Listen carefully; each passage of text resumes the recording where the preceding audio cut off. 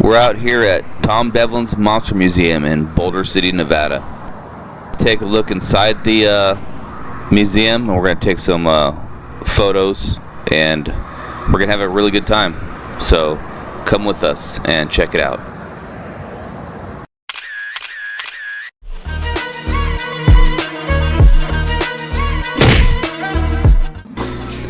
Okay, according to the website, it says that Tom Devlin has been a special makeup effects artist since the early 2000s.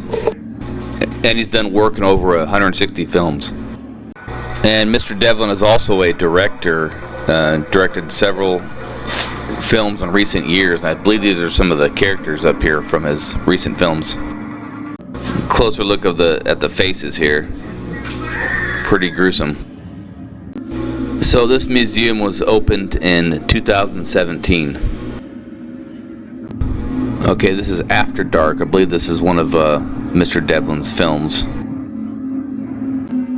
And this coffin is welcoming us to the museum. Looks like a version of Dracula there. And right off the bat we get Frankenstein's monster. That looks really good. Man, good job with that one. Some information on the old Frankenstein movie from the 1930s. Apparently the first Frankenstein was in 1910. And here's the mummy from the old Universal Pictures Mummy, played by Boris Karloff. Man, that's really good also. And we all recognize the bad guy from Terminator 2 after he got his face shot by Arnold Schwarzenegger.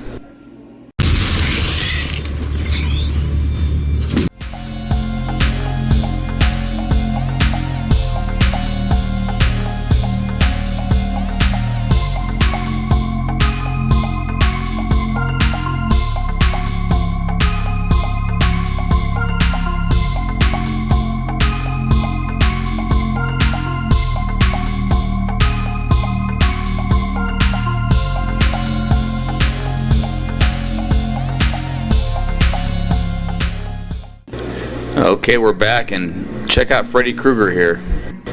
Directed by Wes Craven, who also directed the Scream movies, known as the Master of Horror. Is God.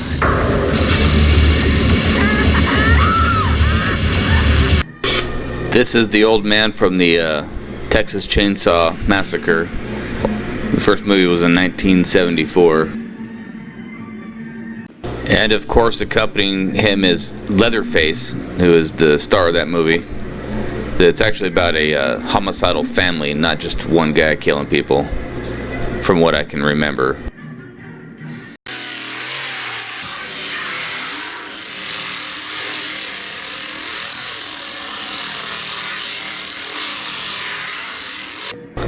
Some of the tools used by Leatherface seen here. You can see the masks and the chainsaw and the boots there. I believe the movie was actually made on a small budget, but it was excellent. It seemed very realistic. And the iconic Michael Myers here. And of course, the original Michael Myers mask was actually made after a Captain Kirk Star Trek Halloween mask. And here we have Ghostface from the Scream franchise. There are many films in this series, and they even did a reboot just a couple years ago. It's pretty good. And we have more ugliness over here, or should I say beautiful ugliness. Okay, now we're talking. Here's Ash from Evil Dead. He's known for Evil Dead 2 and Army of Darkness, along with the television series. Let's go.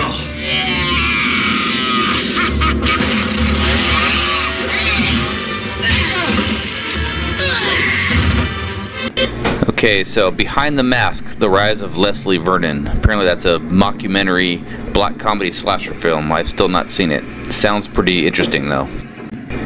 And here's a guy in the devil mask. I don't know what this is, but I would like to find out. It looks really scary. And this guy with a sack over his head, this might be the Strangers movie, or a Stranger or something like that. It's pretty cool. Looks like I have to check out a few things. I like how they made the atmosphere really dark and scary in here. kind of adds to the environment. It's really neat how they did that. Oh, I know this guy. This is the brain eater guy from Night of the Living Dead, or Night of the Living Dead Part 2. That was a really good movie. I remember seeing that back in the 80s. Kind of had a cheesy 80s element to it.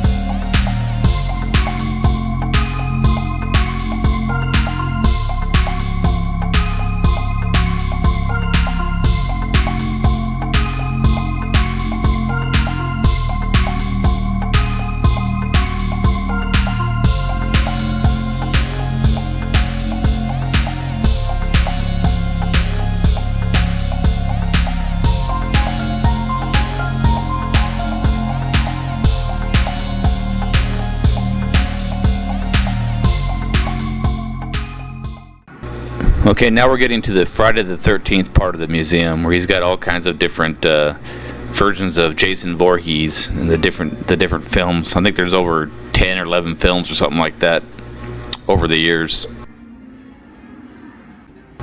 Of course, the Welcome to Camp Crystal Lake sign.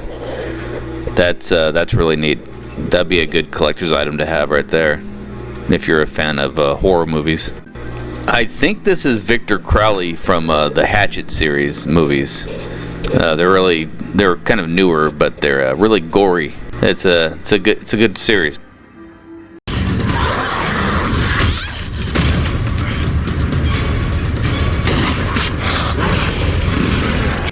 And more Jason Voorhees goodness over here.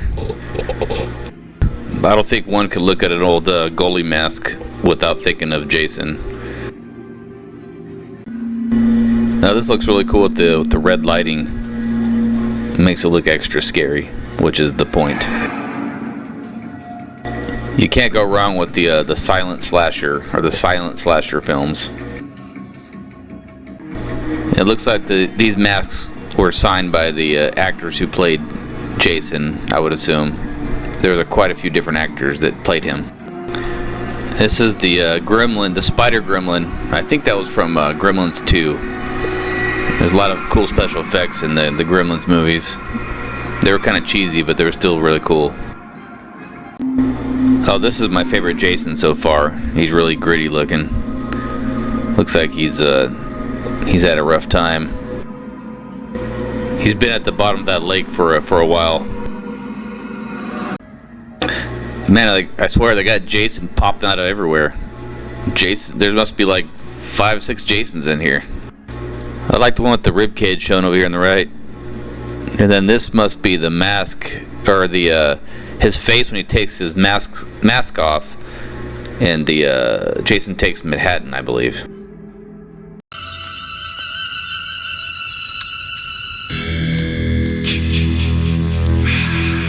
Oh my God! My God! Help, guys! Help me!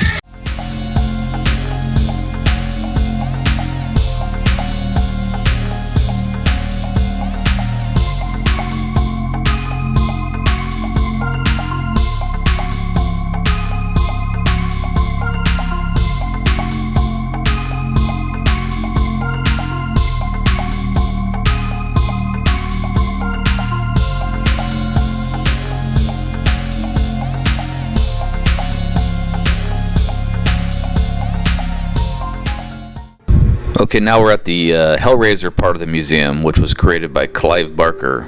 He was a writer, director, and artist who was responsible for the Hellraiser series, which was a very interesting series and very scary from the starting in the late 80s. It's Pinhead from the Hellraiser movies. By series, I think I mean series of movies. I don't think there was an actual television show, but they were pretty good. I could be wrong, but I think this is the Hills Have Eyes section of the museum. This character looks familiar, and I think he might be from that movie, but I could be completely wrong. This guy's definitely from The Hills Have Eyes, from the old one from 1977. Of course, they remade the movies in the mid-2000s, and I thought those were very good movies as well. They're both good, the old ones and the new ones. Okay, here we have the Bride of Chucky movie, Chucky and Tiffany. And on top there is the newer Chucky from the newer movies. And that movie was scary, but it was more funny than anything. I think anybody'd get a really good laugh out of that movie. It was absurd, but scary at the same time. Peachy. Thanks, honey bun. I hope you left room for dessert. You know it, Pookie. And the modern Chucky is scary also. And here we have Pennywise from the It movie. This is the original Pennywise from the first It, which I think came out in 1990. It's a Stephen King creation. And I believe the original Pennywise was played by Tim Curry.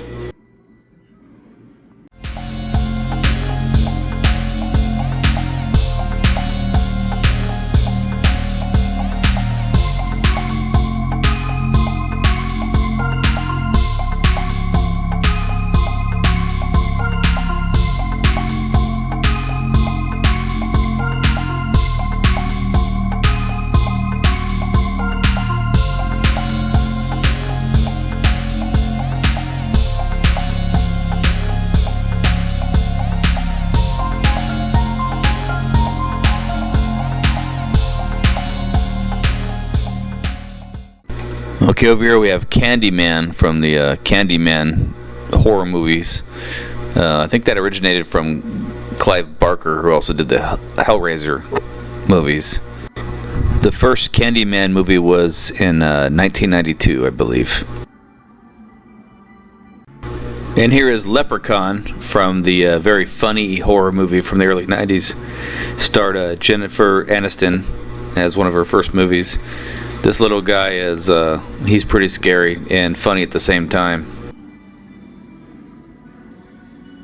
A ring around a rosy, a bucket full of posy. And here we have the creature from Predator. That movie came out in 1987 and starred Arnold Schwarzenegger. And the Predator has a face only a mother can love, for sure. Not the most handsome individual in the world. But he does have pretty cool hair. I think we all have to agree on that. And of course, Killer Clowns from Outer Space. One of the more iconic horror movies from the 1980s. Very cheesy, but also has a huge cult following. Love it.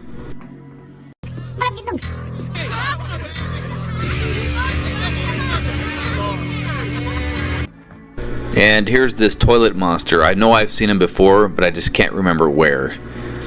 But I do remember seeing this before. And here's a collection of characters from some of the, I guess, lower budget movies. Very cool and unique. Here's some characters from the movie They Live, which was a movie starring wrestler Roddy Piper. This film also has a huge cult following. It's a really cool film. It has a really good story to it. You can see one of the puppets from the Puppet Master franchise here. There's along with many other characters. Here's more Puppet Master characters. Look at the details, very impressive. Now I'm not sure what these characters are, but wow, would you look at that? So much details went into the characters there.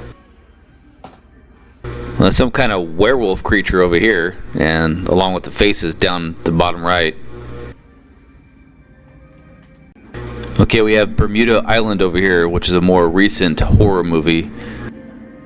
The creatures look extra scary with the ears and the teeth and everything else. And these are screen used props from the Poltergeist horror movies. It definitely looks like something I would like to check out. And And here we have Five Nights at Freddy's. That's one of the more recent horror movies. The lighting on this display is very impressive. There's some creatures from Planet of the Apes. It was a 1968 film. Went on to be a huge franchise. The modern Planet of the Apes characters are computer generated, unlike these ones.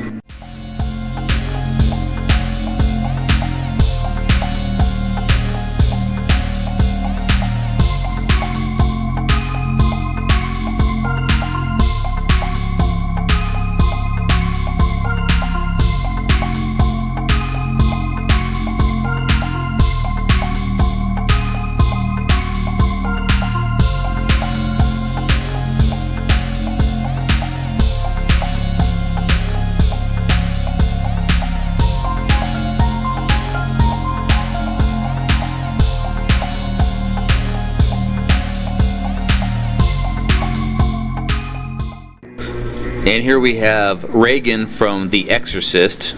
She is a devil-possessed little girl. Probably the scariest movie ever made. To depart from the servant of God. It's the power. Holy water. It's the power of Christ. And here is Sam from Trick or Treat. You see him standing there. Trick or Treat is known as a very underrated Halloween movie, or underrated horror movie. And here we have the Toxic Avenger. Very cheesy movie from the 80s, but that makes it good, actually. The cheesiness is what we all want in our 80s horror movies. Another look at the Planet of the Apes props. Very well done. And here we have the Wolfman from the classic Universal Pictures Wolfman. The movie is from 1941 and the Wolfman is played by Lon Chaney. And the Munsters, I believe this is after the more current Munsters movie that came out on Netflix within the last few years. We are all familiar with the old TV show. Little Eddie Munster over here, just chilling. And here we have the creature from the Black Lagoon. Another very classic old movie, one of the original horror movies. Probably one of the best costumes ever made.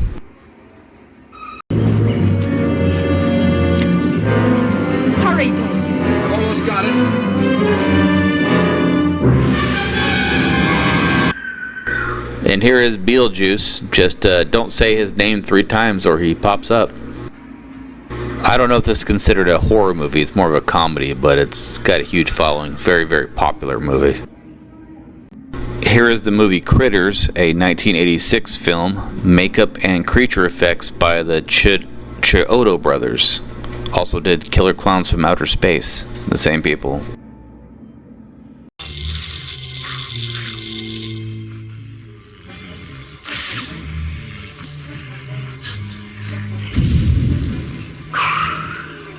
Quasimodo from the original Hunchback of Notre Dame movie. Very impressive work here. And here we have the Phantom of the Opera. It's a 1925 Universal Pictures silent film. And it looked like the Phantom was played by Lon Chaney, who is, as you remember, the same guy who played the Wolfman in a later picture. And here we have Creepshow, which came out in 1982, directed by George Romero. It was a bunch of short stories. Comedy horror was the genre, I believe. And finally we have Nosferatu, 1922 silent film. It was kind of their take on Bram Stoker's Dracula at the time. The scene where he reveals himself was considered to be very, very scary back in those days. I mean, I can understand if you look at his face. It's even scary nowadays.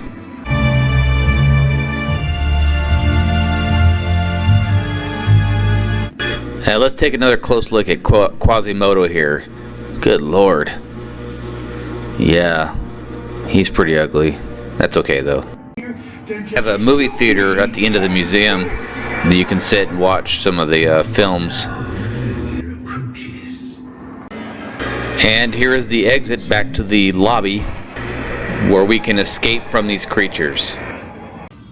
And here's the masks worn by the band Slipknot, the lead singer. We're in the lobby and this looks like some kind of transformer. I'm not sure what he transformed from. At first I thought it was a camera, but I don't think so. And there's lots of merchandise you can buy here at the storefront in the lobby. Lots of different things. Of course, we have Igor standing out front, welcoming you as you walk onto the premises. As we walk around the back side of the building here, you can see the car from Ghostbusters sitting there, and right next to the Scooby-Doo van. I mean, how cool is that?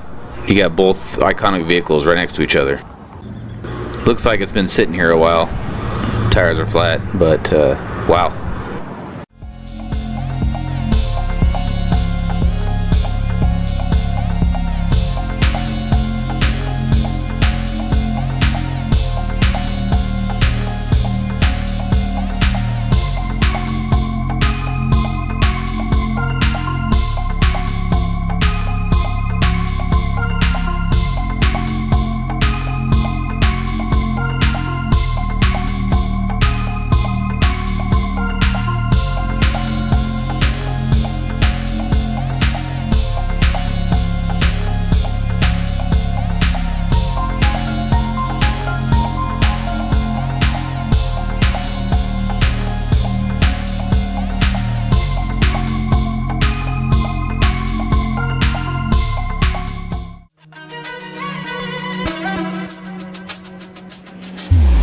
See you next time.